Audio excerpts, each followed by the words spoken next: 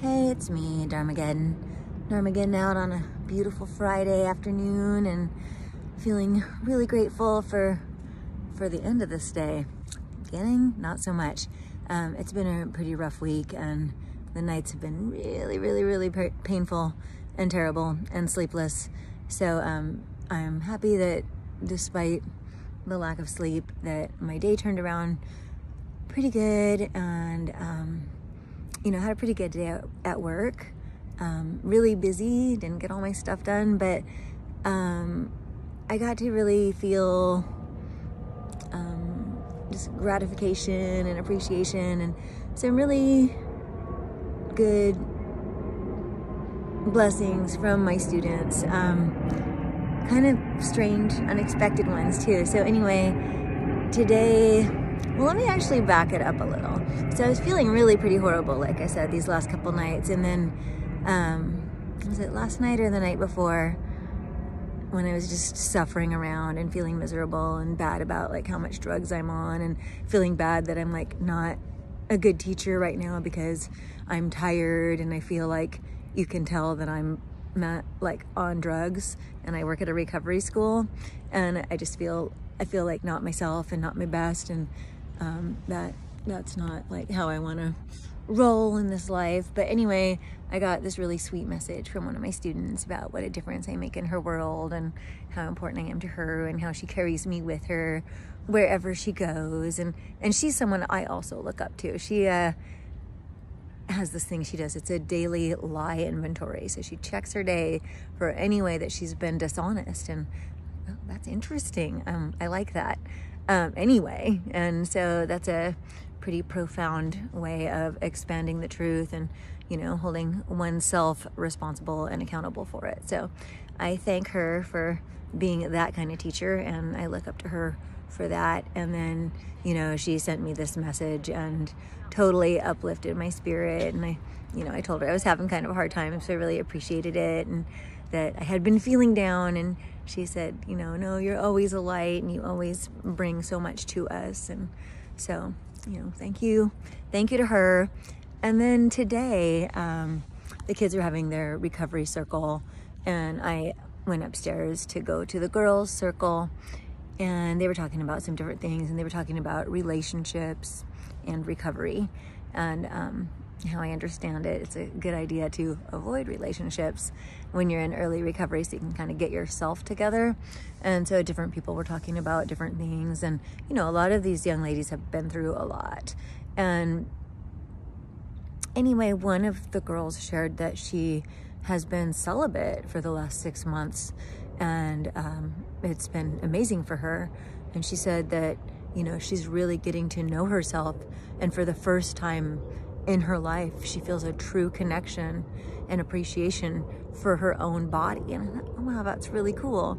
And then another student, who's another of my little favorites, she piped up, she's like, I want to know more about that. And I'm like, I'll talk to you both about that. And so anyway, I went and talked to the one who had shared that afterwards. And I'm like, that's really cool. I liked hearing you say that. What was the inspiration, or, what made you want to do that? And she's like, it's that conversation that we had like 6 months ago. And I was like, oh, dang, whoa. Because I talked to her about, how beautiful she is and how amazing. And I mean, she's devastatingly gorgeous and anyone would want her. But she was saying that whenever she got down on herself, she said then her body count goes up. So I guess, if she feels bad about herself, she just starts sleeping with people. And I was talking to her about, just valuing yourself and appreciating yourself. And I don't remember all the things I said other than that she's awesome and that, I would hope that anybody who gets the honor and the privilege to be able to share her body with her would be worth it and would be someone that she cares about, as well as someone who cares about her and treasures her and so on and so forth. And just, that there's other ways to make you feel good about yourself, and it sounds like that way isn't even working. So I don't remember the full conversation, but apparently it made an impact on her that she went celibate and is just experimenting with that and like loving herself, which I love. And then the other girl or the other person they actually prefer the they pronouns. The other person who wanted to know more about that is someone who has really struggled a lot with different like UTIs and stuff, and I worry about them. And so I actually had a conversation with them too about just, you know, loving yourself and respecting yourself, and not feeling like you have to have sex if you don't want to. It's surprising to me, some of these people, we'll call them people with vaginas, some of these people with vaginas have sex with people without enjoying it and without really being into it. And I'm like, well, why do it then? You know, so that's kind of a conversation that I guess that they hadn't really had with themselves. And so, you know, I'm not trying to promote abstinence or celibacy among all people, even though I do it myself for my own spiritual reasons, you know, but I do really strongly believe in like making a loving connection with people, or, you know, at least loving yourself and enjoying yourself.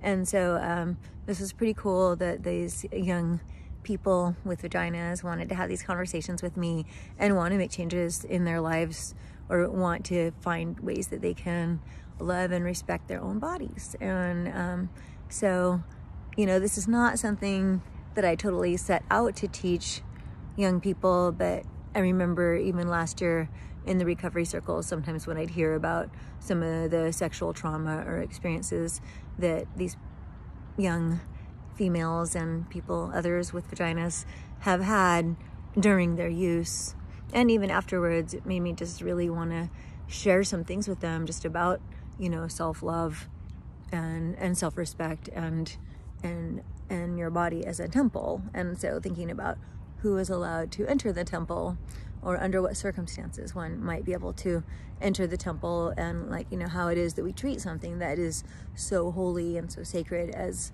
our beautiful, wonderful bodies, you know, these temples that house our minds, our hearts, and our spirits. And so, you know, even though I didn't go off on all that in all the ways that I kind of considered at times, you know, it seems that actually the students are wanting that from me. And in fact, one of them said that they thought it would be a very good idea if I did some teachings with them about, you know, kind of like sexual healing. And she even says like sexual healing yoga. And I'm like, I don't really know if I know how to teach that or what that would even be, but I definitely think we could talk about, you know, just loving ourselves more and, you know, taking good care of our bodies and treating ourselves like a temple. So anyway, winning, you know, maybe not the job I was hired for, but the job I was meant for. So feeling good about that, and feeling good that my pain seems to be okay right now. So thank you, pain management, and, you know, thank you for this day, and I pray that it's a good night too. Over and out. Happy Friday.